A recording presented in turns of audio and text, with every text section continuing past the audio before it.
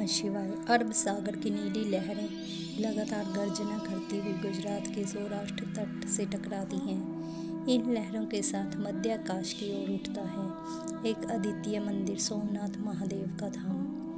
कहा जाता है यहाँ से पृथ्वी का पहला सूर्य दर्शन होता है। जब प्रभात की किरणें मंदिर की शिखा पर गिरती हैं तो ऐसा प्रतीत होता है मानो स्वयं भगवान शिव अपने तेज से समुद्र और आकाश को अलौकिक कर रहे हों। सोमनाथ केवल एक मंदिर नहीं बल्कि आस्था का महासागर है, जिसने सहस्त्र सदियों से लोगों के विश्वास को संजोए रखा।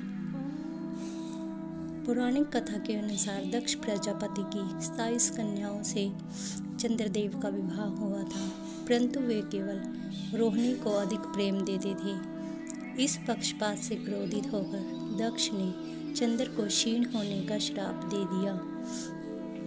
धीरे धीरे चंद्रदेव का तेज नष्ट होने लगा, ब्रह्मांड अंधकारमय होने लगा। जब देवताओं ने चंद्र को शिव की शरण में जाने का परामर्श दिया, चंद्रदेव ने सौराष्ट्र के इस स्थल पर कठोर तप किया। महादेव प्रसन्न हुए और उन्होंने वरदान दिया, हे सोम, तुम प्रतिपदा से पूर्णिमा तक बढ़ोगे और अमावस्या तक घटोगे, तुम्हें अमृत प्राप्त होगा।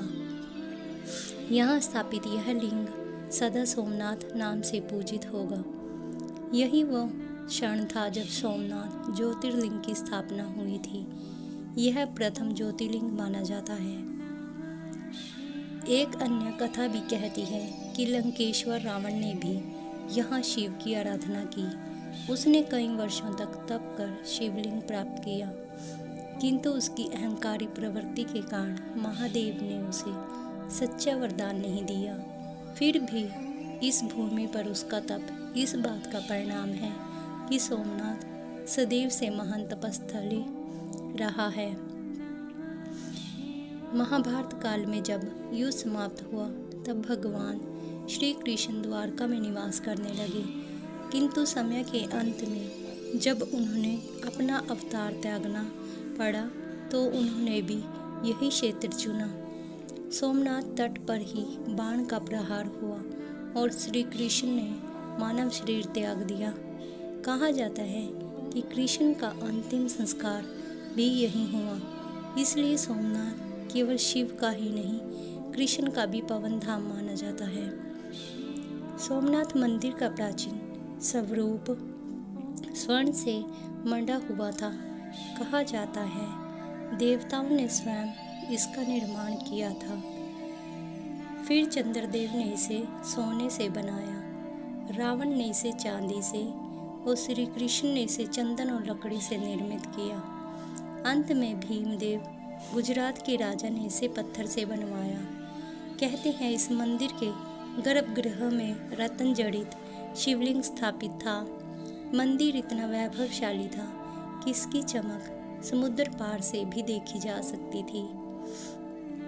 इतिहास में सोमनाथ मंदिर को बार बार तोड़ा गया।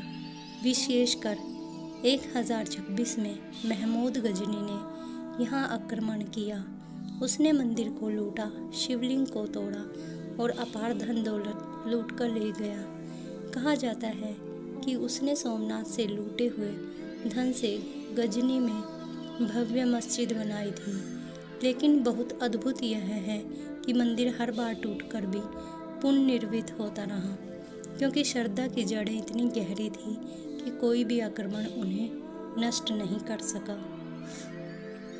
सोमनाथ को कई बार पुनर्निर्मित किया गया, कभी कुंभकर्ण ने, कभी सोलंकी वंश के राजाओं ने, कभी चालुक्य वंश ने। आखिरकार स्वतंत्र भारत में सरदार वल्लभ भाई पटेल ने 1991 में इसका निर्माण कराया था। उस समय देश गरीब था, पर पटेल ने कहा सोमनाथ भारत की आत्मा है, इसे पुनर्जीवित करना राष्ट्र का गौरव होगा। आज जो मंदिर हम देखते हैं वह चालुक्य शैली में बना है, जिसकी शिखर पर 150 मीटर ऊंचा ध्वज लहराता है। आज जब कोई भगत यहाँ आता है तो वह केवल पत्थर का मंदिर नहीं दिखता, बल्कि सहस्त्र शताब्दियों से चली आ रही श्रद्धा, भक्ति और अदम्य विश्वास का अनुभव कराता है। लहरों की आवाज़ में ओम नमः शिवाय का नाद सुनाई देता है। गर्भगृह की शांति में आत्मा को दिव्य प्रकाश मिलता है। सोमनाथ केवल ईंट पत्थर की इमारत नहीं है, यह आस्था के विजय की कहानी, समय और आक्रमण पर धर्म की जीत की गाथा है और महादेव की अनंत कृपा का प्रतीक है। युग बदलते रहेंगे, राजाएं और आक्रमणकारी आते जाते रहेंगे, लेकिन सोमनाथ की ज्योति सदा अमर रहेगी। कैसी लगी आपको सोमनाथ के शिवलिंग की यह कथा? अगर अच्छी लगी हो तो प्लीज़ मेरे चैनल को लाइक, सब्सक्राइब और कमेंट करना ना भूलें। इस तरह की वीडियो देखने के लिए मेरे चैनल पर हर रोज़ रात को 9 बजे मैं ये वीडियो प्रस्तुत करती हूँ, तो प्लीज़ वहाँ जाके बेल आइकन दबा के आपको मेरी वीडियो का नोटिस टाइम से मिलता रहेगा। ओम नमः शिवाय, ओम नमः पार्वती पति शिव हर हर महादेव शंभो, ओम नमः शिवाय।